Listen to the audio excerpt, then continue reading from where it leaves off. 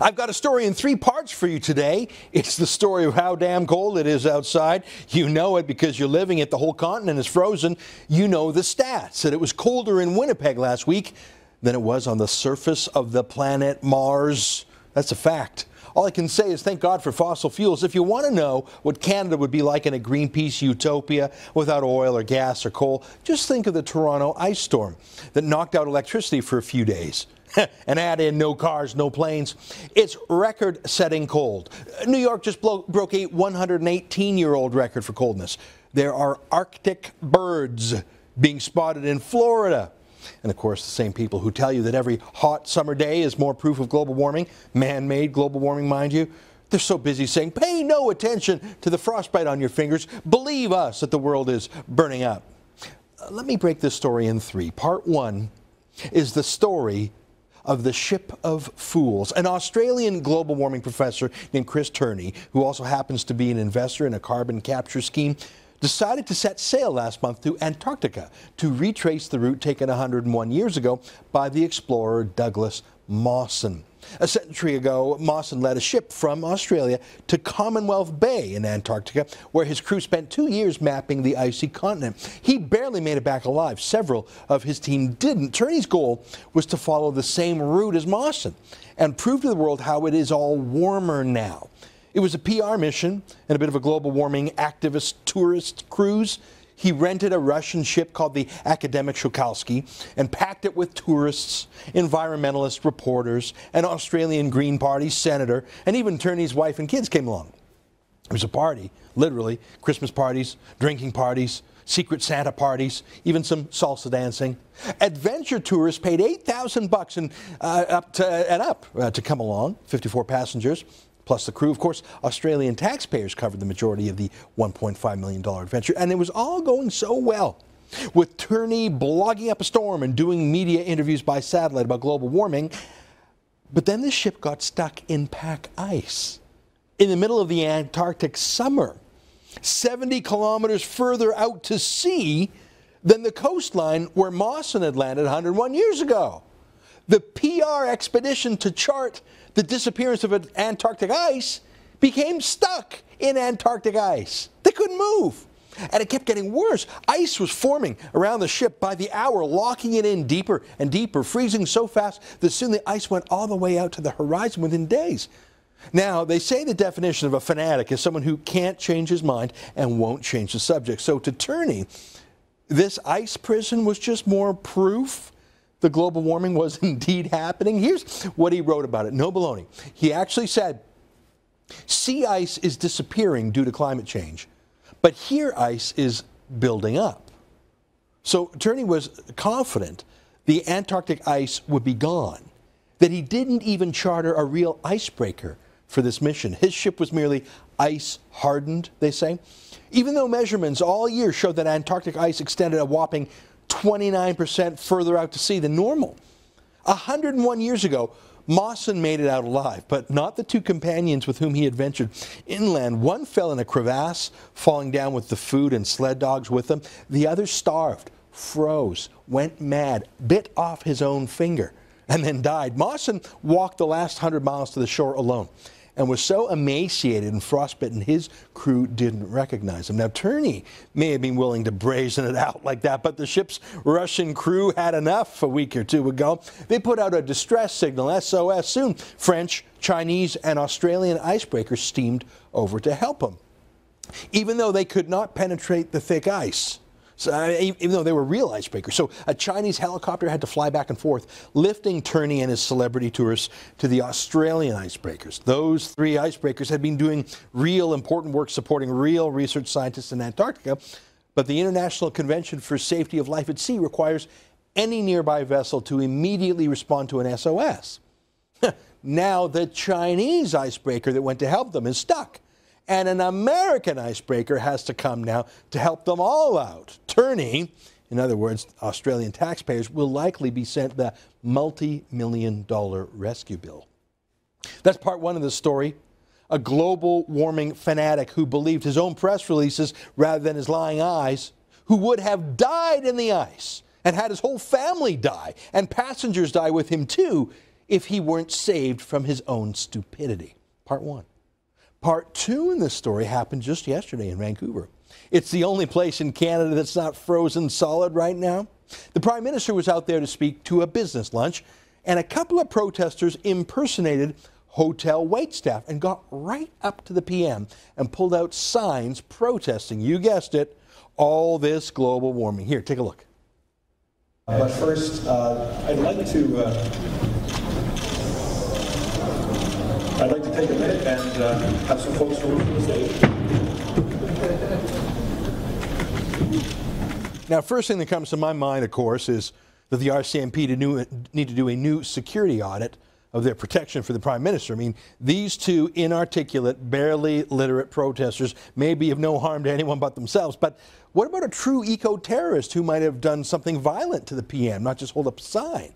The second point, of course, is that these two protesters didn't actually make an argument. They're the political equivalent of streakers at a baseball game, you know, people who take off their clothes and run across the ball field. That became quite a fad for a while until organized sports and the media came up with a strategy. The moment a streaker jumps on the field, all TV cameras point away from him, denying them the one thing they crave: cheap, gimmicky publicity. Don't reward the streaker. Well, of course, Canada's anti-oil and gas, anti-Stephen Harper, pro-theory of global warming press agency, also known as the taxpayer-funded CBC, was more than happy to take these losers and give them heavy media promotion, even inviting one of the thugs on TV. That's Sean Devlin, one of the losers who held up a sign. And next to him, of course, is the chief loser and organizer of this gimmick, Brigitte de Pape. She's that former Senate page who was fired for holding up a stop sign in the middle of the Senate and said, "Stop Harper." Again, no facts, no arguments, nothing smart, just a child's utterance. Harper bad, me good. Free stuff. It's hot out. What a stupid stunt. So, of course, the CBC rewarded it with $1 million of publicity yesterday. The CBC isn't the only use of tax dollars for this security threat stunt yesterday. Brigitte de Pape works for two registered charities who pay her for her propaganda. One is called the Canadian Centre for Policy Alternatives. They say they're a charitable think tank doing economic policy work, research, that sort of thing. So naturally, a deep scholar like de Pape would find employment there at our expense. And she works for another charity that specializes in funneling foreign anti-oil and gas lobbyist money into Canada to attack the oil sands, laundering that money through a Canadian charitable number, and then giving that money to anti-oil activists. Of course, I'm talking about the Tides Foundation, which launders money for de Pape's group, the Canadian Youth Climate Coalition. So you paid for this whole stunt. You paid by your tax subsidy to these two charities, and you paid for the CBC to give this stunt publicity. By the way, I don't think the stunt worked. Canadians are frozen. We're all frozen. Not as frozen as the unlucky Chinese icebreaker that went to help the unlucky Russian ship in Antarctica, but we're still unlucky enough to be in this deep freeze.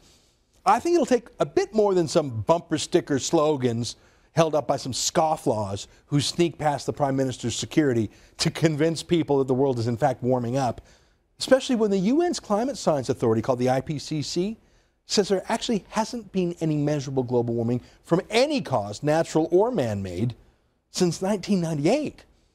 I mean, who would believe that crap?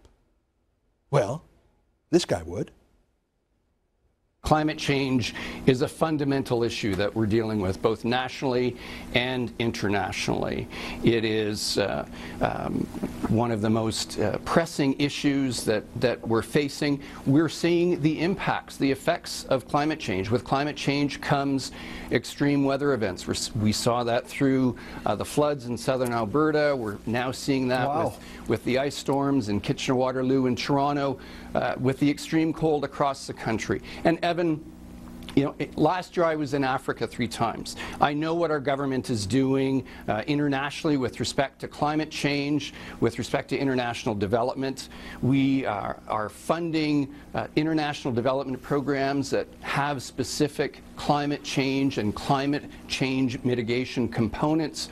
We're funding the Fast Start program, which assists developing countries deal with the adverse impacts of climate change. And of course, those in the developing world are most seriously impacted by this. So just in terms of time here, that our government isn't doing. In terms of time here, just interesting. You've linked the storms and the floods to climate change. So, Mr. McGinty, here you've got the Parliamentary Secretary linking climate change to the climate we're seeing. What do you make of that? Hallelujah. Well, I'm getting a lot of Twitter action on this, so I'm just going to reconfirm it. Mr. Braid, just to confirm, you just said on the program that the current weather systems and the weather that we're seeing, the storms, are linked to climate change. Is that fair? You're confirming you said that? He answered by saying absolutely. It was a long clip, and in case you're wondering who that is a junior cabinet minister called a parliamentary secretary in the Canadian Conservative Party named Peter Braid. He's had a minor post unrelated to anything scientific. He's in charge of infrastructure and communities, whatever that means. Does he really think that global warming is one of the most pressing issues facing Canada? Really? Well, if he does Stephen Harper know about this? Should Stephen Harper, who won't shut up about jobs and the economy and taxes and free trade deals, does Stephen Harper have it wrong? And Peter Braid and his cabinet have it right? Is global warming the top of the list of priorities? Global warming that the UN itself says hasn't happened since 1998. Something that hasn't happened in 15 years is the most pressing issue today for this government. And it's what caused the floods this spring in Calgary. Floods that weren't even the largest in a century, by the way, but only seemed large because there's been so much development along Calgary's riverbanks. And floods that came from so much snow in the mountains in the spring runoff. So another case of extra warming causing a lot of snow? Now, I don't know what this fool has to do with foreign aid, but that's what he talked about there, didn't he? If what he says is true, if we're diverting our foreign aid money away from real needs, like feeding the hungry or healing the sick, if we're spending Canadian tax dollars on global warming BS in Africa instead of fighting famines or malaria, well, then I'd like to thank Peter Braid for bringing this scandal to national attention. And I look forward to the Prime Minister and, hell, the Auditor General getting to the bottom of this waste in our Canadian government. For 5 years, this guy, Peter Braid, was an unknown backbencher. But now he's a parliamentary secretary, has been since September. No one's heard of him, but still, he's a big shot now. He gets invited on the CBC now, which is pretty exciting for him. And so he starts to talk about things outside his portfolio, outside his knowledge base, and he starts making pronouncements about global warming that not even the United Nations is making. Oh, and I can see why all of a sudden this nobody is a beloved celebrity. All of a sudden, the backbencher is a star in the eyes of the CBC, at least, and more importantly, in the eyes of the left-wing Liberal MPs. Did you hear that one Liberal MP actually say hallelujah afterwards? Hey, backbench Tories, it's a proven method to get fame and to become beloved in the lefty media. Denounce your own party's policy. Hop on some left-wing fad and say, yes, sir, to the Liberals and the NDP. You will earn a strange new respect on the CBC. Seriously, blaming Calgary's floods on global warming? Even David Suzuki doesn't go that far. He wrote that it might be, might not be. Even he knows that the UN's IPCC itself says there is not a proven link.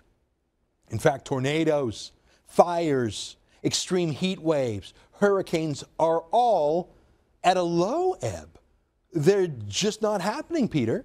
Only when the odd one does happen, it gets covered wall to wall by the global warming hucksters in the media, so it might seem like more. This is what happens when conservatives try to co-opt leftist ideas, like the light bulb ban, like carbon credits, like carbon taxes, like other left-wing BS that is scientifically baseless and politically unconservative, but conservatives just sign up for them to stop getting beat up by the global warming scaremongers, especially in the media. In a way, I don't blame Peter Braid. He's just another low-information idiot, like Brigitte de Pape, who herself knows nothing more than the little slogan, and that maybe if Peter Braid says a few words, the leftists will applaud on TV for him. It is an embarrassment to the Conservative government. But I'm not too worried. Braid is about as credible as that damn fool professor who rented the Russian ship. At least all Braid's done is endanger his own reputation not dozens of people's lives.